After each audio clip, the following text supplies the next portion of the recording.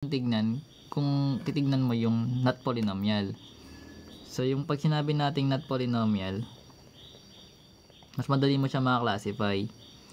So pag sinabing not polynomial, so ito yung may mga square root of x, may variable sa loob ng radical sign, pwede rin siyang x raised to 1/2, kasi pag ito kinonvert mo sa exponential, ito siya kakalabasan niya, magiging fraction. Then pwede rin siyang 1 over x. Ito naman, sa denominator yung variable. Not polynomial din yan. Kasi rational to, guys. Anyways, pwede rin siyang x raised to negative 1. So, pag ito, kinonvert mo sa exponent, magiging negative 1 yung exponent niya. So, ito yung mga considered na not polynomial. At yung iba naman, edi polynomial na yan. Katulad ng linear. Yung linear is a polynomial. So, yung linear, polynomial yan. Yung degree niyan is 1. Yung highest degree, yung exponent na pinakamataas 1 lang. So example, yung y equals x plus 1. So yung pinakamataas na exponent nila 1 lang. Ay, linear yan. Ngayon, meron naman quadratic. Then ano pala, yung sa linear, yung graph niya is straight line.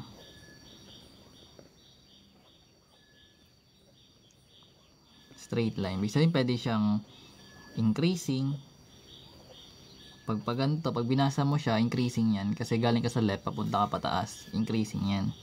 Pwede rin siyang decreasing. Galing sa left, pababa. Decreasing yan. Then, pwede rin siyang constant. Kapag constant naman, ay ano, kapag 0, flat. Or constant ba yan? Basta 0 yung slope. Ganun siya itsura niya. Then yung vertical naman undefined yan. So ganito yung pwede niya maging graph. So ngayon kung titignan mo yung mga behavior ng graph niya, pag increasing or decreasing, magkaiba yung yung arrow. Kumbaga pag ganun siya, pababa yung isa, pataas yung isa kapag linear. So kapag naman quadratic, so yung highest degree naman nito 2.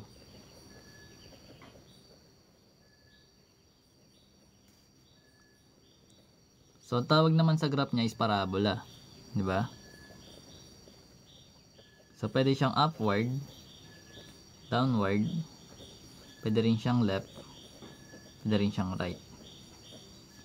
Parabola. So sa case naman ng parabola, yung tatandaan mo lang naman dito is total nasa quadratic ka lang naman. Kapag meron kang for example x squared equals y, kapag yung variable x mo yung naka-squared, it's either upward or downward. And ang pagkakatandaan yan,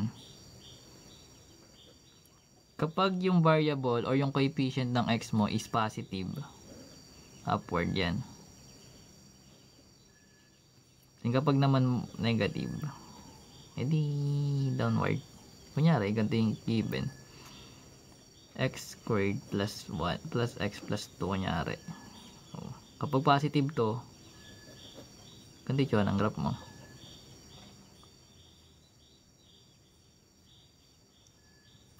Kasi positive itong nandito.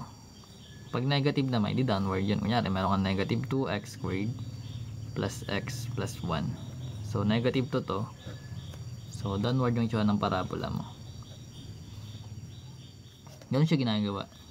So, big sabihin, pag parabola naman, or yung highest degree is 2, laging yung behavior ng graph mo, nasa isang direction. Pwedeng parehas upward, parehas downward. Okay. Then, kapag cubic naman, ito naka-raise to 3 yung highest degree. Ibig sabihin yung highest degree,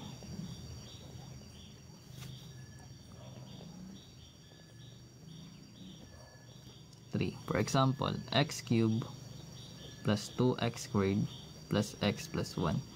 So, yung pinakamataas na exponent niya is 3. Cubic yan. Ibig sabihin yung behavior naman ng graph niyan, guys. Kung natin siya, like, meron tayong x cubed Ang x cube kasi yung tsura ng graph niyan is paganda.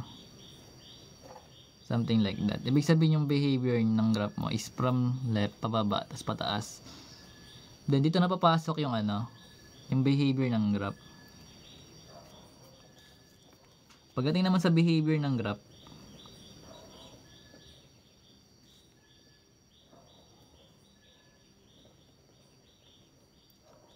kung nakita nyo kanina, tin-explain ko kanina diba sa video. Kapag meron tayong leading term, ibig sabihin dito papasok yung pinakamataas na exponent. Then kukunin mo lahat yon. Kunyari dito meron tayong x cube, tapos meron tayong 2x squared. So yung pinakamataas na exponent is x cube. Ibig sabihin yung magiging leading term mo itong x cube, hindi itong number na to. So syempre gawa tayo ng given. So let's say meron tayong paano ba ito explain? So let's say meron tayong given like 3x squared plus x plus 1. Kanya rin ang given. So basically, yung pinakamataas na exponent natin is yung squared. So kukunin natin to na 3x squared as our leading term. Then from here, makukuha mo yung leading coefficient. So yung leading coefficient, kung ano yung coefficient ng leading term mo? Malamang, di ba? Yan. Leading coefficient yung number, which is 3. Okay. So kung meron ka na nito, tapos kukunin mo rin yung exponent. So yung exponent, that is 2, which is even. So ibig sabihin guys, ito na yung bottom line. Kapag yung a, kunyari naka ax squared tayo, di ba? Kapag yung leading term is positive, then yung exponent natin is even, yung behavior ng graph natin is parehas yan upward. Ibig sabihin kung mag-graph tayo dyan, kung nandito yung isang line, magtatapos siya sa kabilang line. Sa kabilang, naka-arrowed up din siya. Nakadepende na lang yan kung ano itsura. Pero yung behavior ng graph mo, itong end line, yung tails, parehas yan nakaturo dyan. Kasi positive to. Pero kung negative yan, pababa yan. Ganyan nangyayari yung behavior ng graph. Nakabase siya sa leading term, tsaka sa leading coefficient, tsaka sa exponents. Ayun.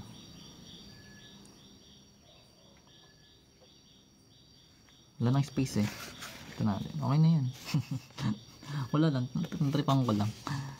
Pero ganoon siya ginagawa. Pero bago mo ito mag-graph kasi ng maayos, mas maganda to pag naka-factor out. Like, papasok ka sa multiplicity. Explain ko yan next time.